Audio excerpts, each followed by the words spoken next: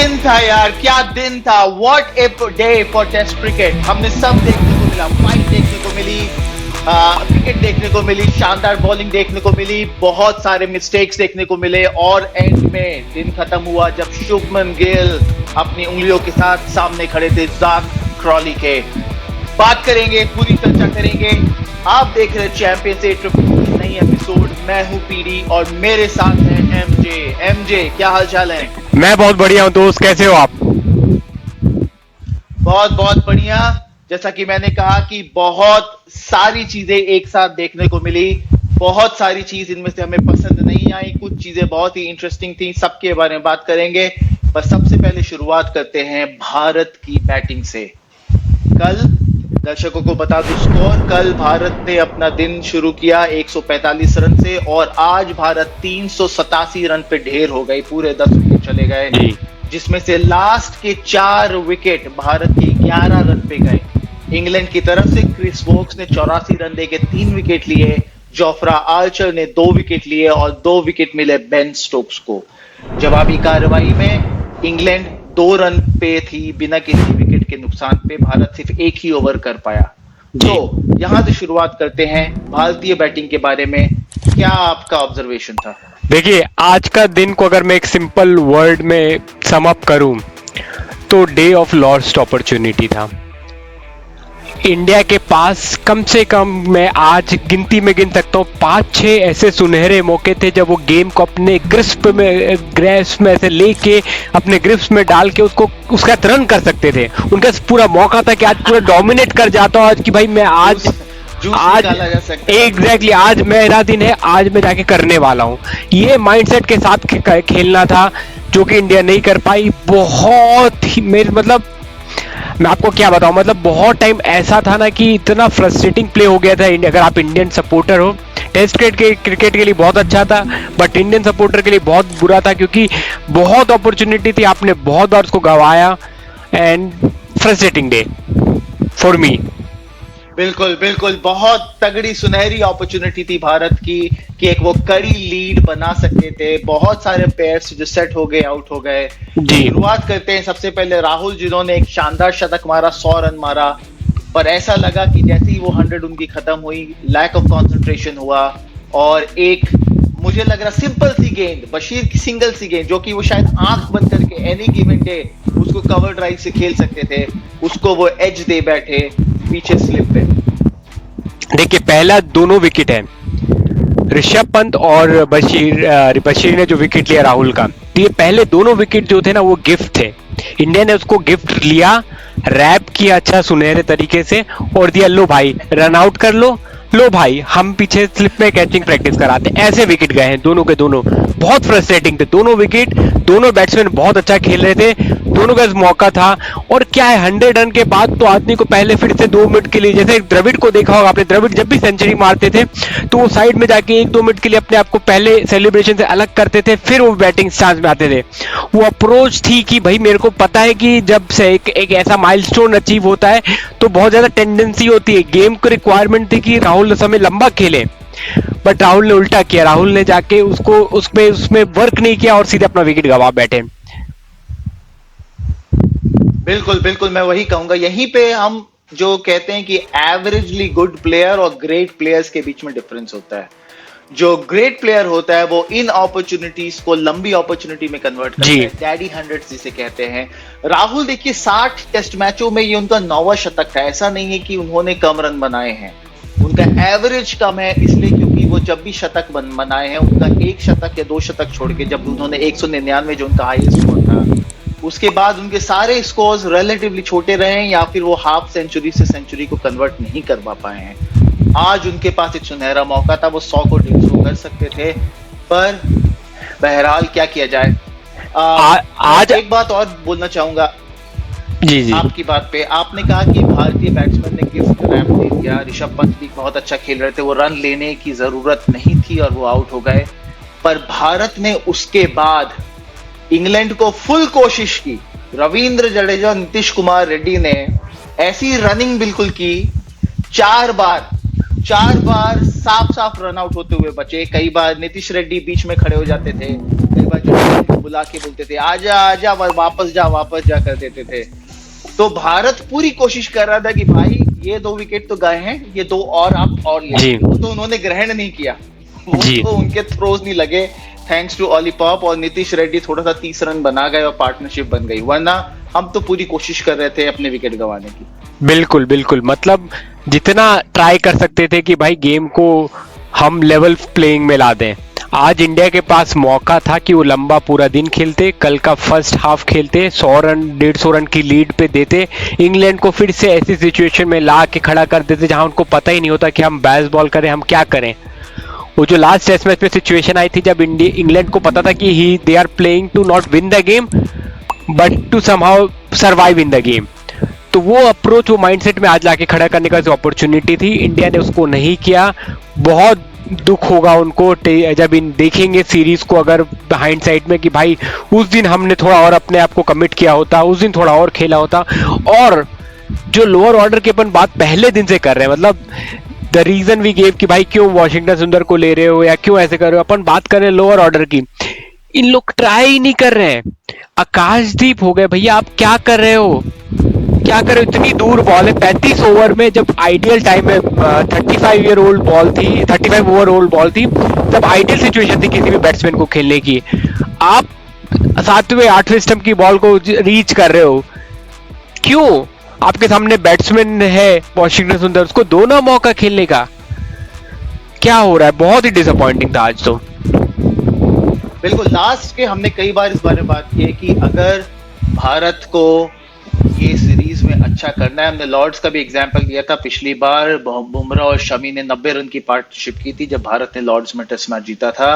तो tell and को अपने बैट्समैन का सपोर्ट करना पड़ेगा। कोई ये नहीं कह रहा है कि टेल आप जाइए और 200 रन की पार्टनरशिप कीजिए और 200 रन बनाइए, आपको अपने बैट्समैन को सपोर्ट करना है। 11 रन पे लास्ट के 4 विकेट, आकाशदीप 2 बार लेग बिफोर हुए, 2 बार अंपायर ने उनको आउट दिया, दोनों बार थर्ड अंपायर ने उनको वापस किया, बहुत ही क्लोज कॉल से मैं कहूंगा दोनों बार, फिर भी समझ नहीं आ रही है।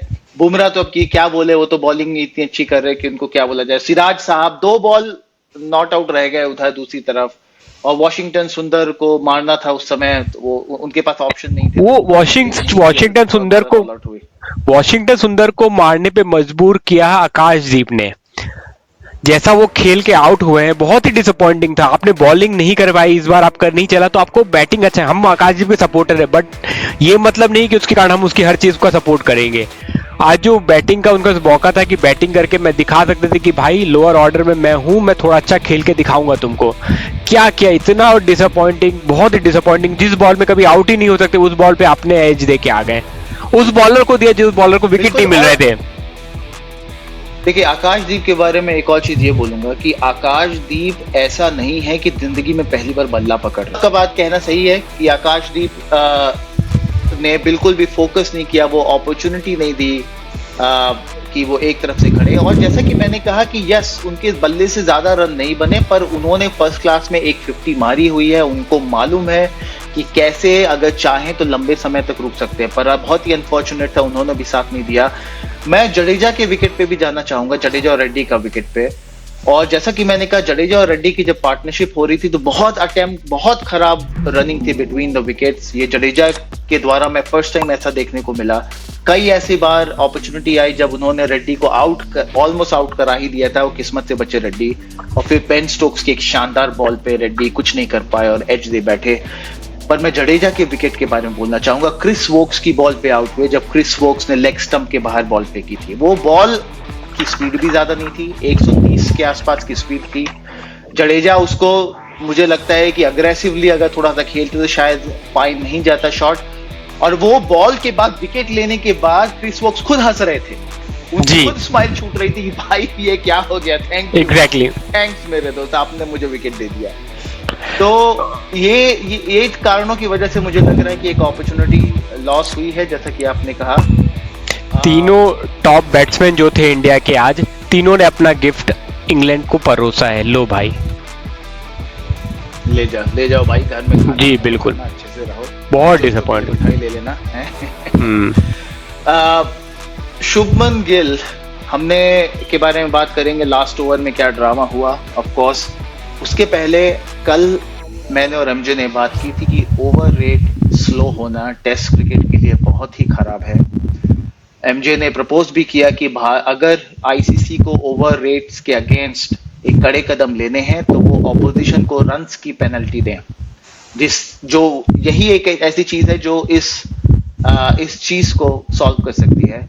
आज भी वही चीज देखने को मिली जब 3 ओवर फेंके जा सकते थे पर बैट्समैन लगातार उस चीज को डिले कर रहे थे और सिर्फ एक ही ओवर फेंका गया। और आपने देखा कि कैसे शुभमन गिल पूरी तरह नाराज हो गए थे, क्रॉली और बेन डकेट, और इवन उनको बोल रहे थे कि भाई कुछ दम है तो दिखाओ। इंग्लिश में मैं ट्रांसलेट नहीं कर सकता उसको हिंदी में उन्होंने क्या बोला एग्जैक्टली, पर उन्होंने कुछ ऐसे लफ्ज का उपयोग किया जिसका मतलब था कि अगर दम है तो दिखाओ, दम कहां है तुम्हारा, दम कहां है।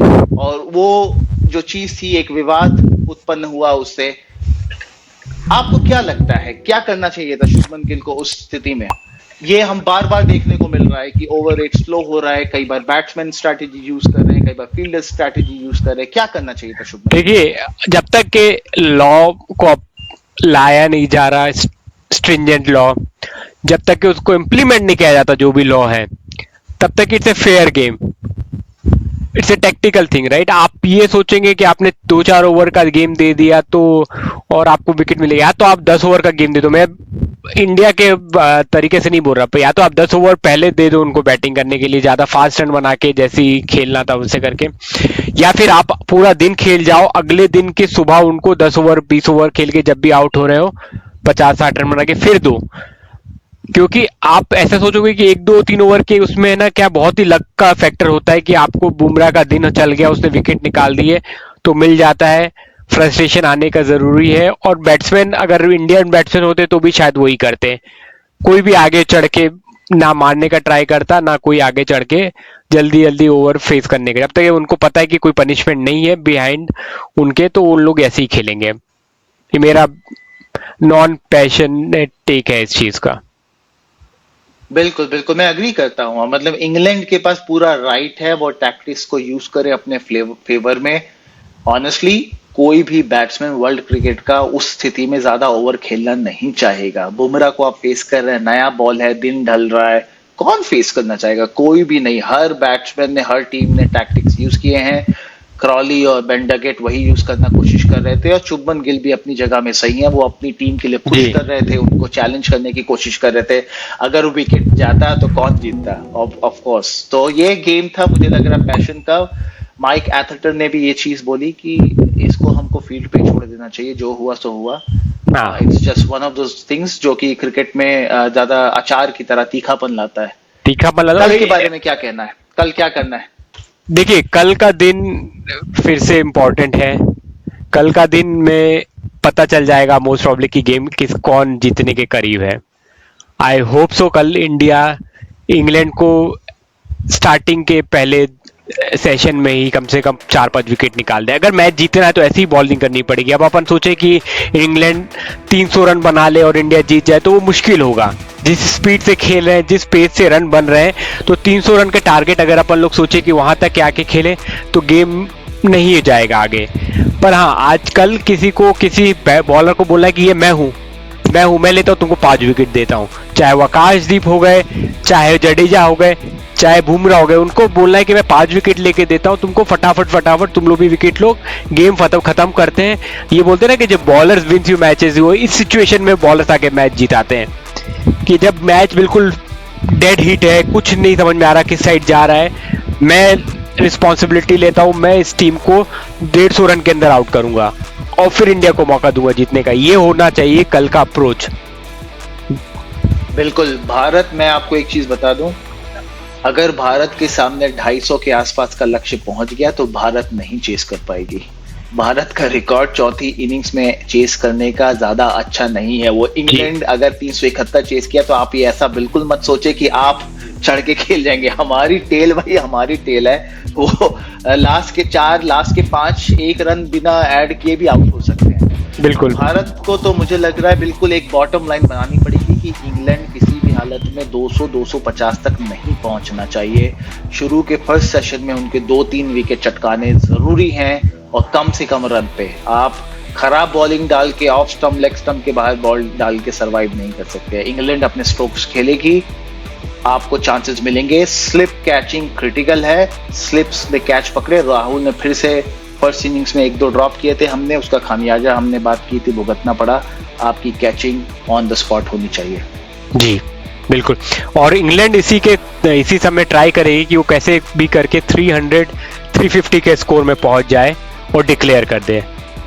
उनका ये रहेगा, या तो वो ये कर सकते कि अगर स्कोरिंग फास्ट है तो एंड ऑफ द डे कल कर दें डिक्लेयर, नहीं तो वो क्या करेंगे कि फर्स्ट सेशन जो रहेगा फाइनल डे का वहां तक करें एंड देन होप कि वो दो सेशन में, 2-2.5 सेशन में वो इंडिया को आउट कर पाए। ये उनका होप रहेगा। बिल्कुल बिल्कुल, चलिए देखते कल क्या होता है। जी आज के लिए ही इतना ही कुछ। मैं हूं पीडी और मेरे साथ है एमजे। सलाम, नमस्ते। थैंक यू दोस्तों, बाय।